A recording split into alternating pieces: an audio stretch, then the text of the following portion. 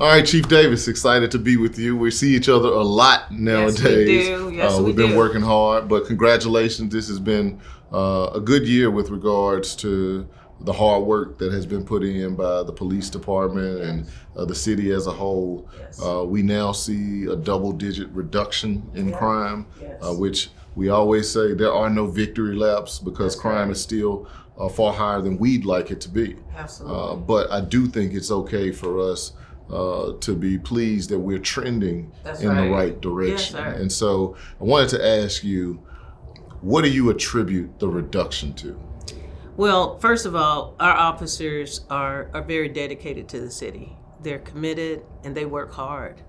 And we started an initiative that really involves some input from all of them on and utilizing their creativity too. And how do we address crime from a holistic standpoint? You and I both, from the very beginning, we've been talking about how do we address crime holistically? And from a holistic standpoint, I believe that dealing with traffic, dealing with, individuals that are at the top of our worst of the worst list, being very laser focused, not casting a wide net on the community, going from one precinct to the next, especially the precincts that historically have been a problem, with crime, not just, criminal activity as it relates to gun crimes and violent crimes or homicides, but also other types of nuisance types of crimes, whether it's, loitering and prostitution and, all kinds of open air drug sales. Our community members have really appreciated this whole Code Zero concept, where we take a number of officers, a number of code enforcement officers, our fire department inspectors, and we really just infiltrate an area of the city that needs to be addressed, whether it's traffic issues, whether it's identifying fugitives that have warrants, whether it's nuisance businesses and trying to get them to bring their businesses up to code, incorporating the Tennessee Highway Patrol. That has been a huge success on our interstates.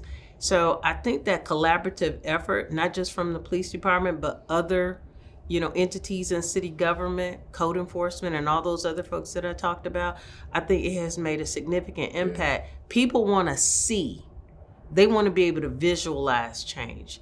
And I think when we go into these different communities and we bring along all of the other resources, they can see a change. Yeah, I will tell you something that has really impressed me. I've had the opportunity to come to some of the shooting reviews. Yes. And to see all of the precincts being represented and seeing the level of detail by which your team is going through and looking at each shooting incident and sharing the communication on who's involved, who might be involved, what happened in this precinct versus over here, and putting together the story in these incidents.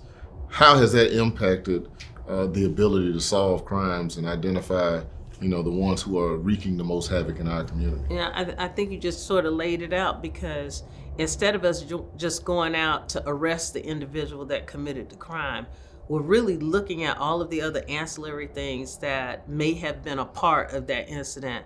We have the ATF in the room so that we can see where the guns are coming from, where the NIBIN hits, which means that we're actually looking at shell casings to see if those weapons were involved in some other crime, and we're connecting the dots.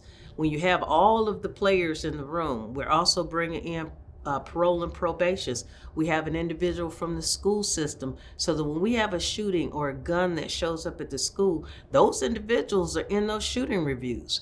And we talk about how do we mitigate this. And our shooting review officers, some of the officers that are boots on the ground, they literally go to those young people's homes to talk to the parents about, what do we need to do to help you stop this situation or stop this activity? So I think those shooting reviews have been very comprehensive, very intentional. And the fact that we have so many individuals in the room that make a difference in that sphere, is including our DA's office, the sheriff's department. We have a number of individuals in the room who contribute. It's very, very comprehensive, and so I applaud you on getting that established. The fugitive task force that you all just established. Can you speak just briefly about how that transpired and what the results have been to date? So we realized that we had hundreds and thousands of individuals that had outstanding warrants.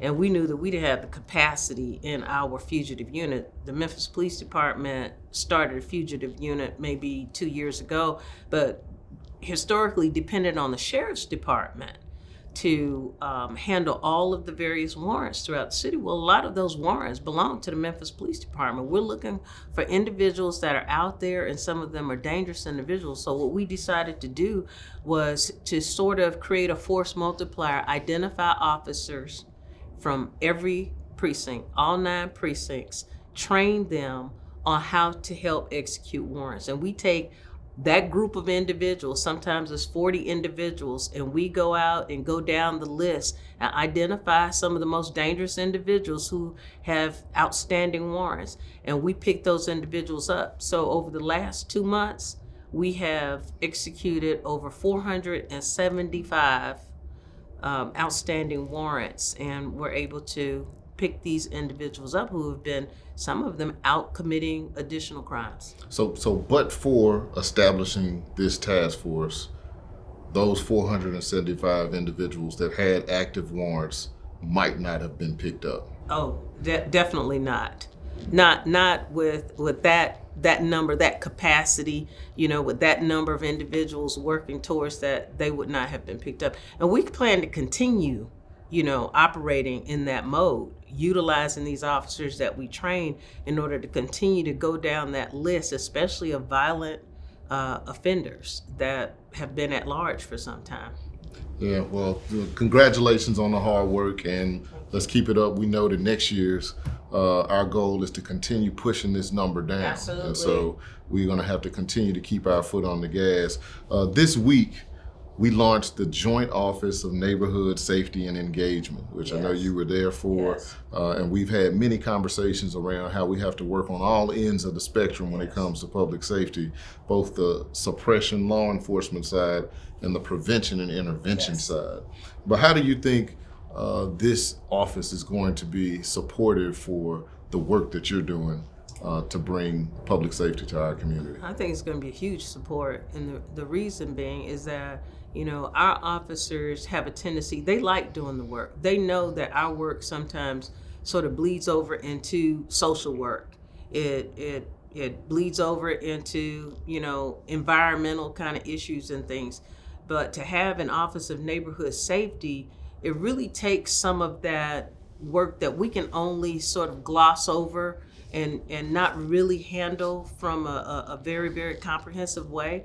To have an Office of Neighborhood Safety, there's some eyes on those other elements that contribute to crime. Opportunities to send individuals to get resources and help that they need, as opposed to us trying to arrest crime, away. We know that doesn't work. So we're excited about it. We're excited to support those individuals that will lead it and be a part of it. And I know we'll be lockstep working with them, to be successful here in Memphis. It's sort of a gap that I think is exciting that we're filling. Yeah, it's exciting. And just yesterday we were able to announce about $1 million being invested with organizations that'll be partners with the Office of Neighborhood Safety. Yes. I think there were 42, 43 organizations. And so it's really exciting to see our community coming together in that way. So we talked about the crime numbers, and they're moving in the right direction, but we know that they're still higher than anybody wants them to be. Yeah.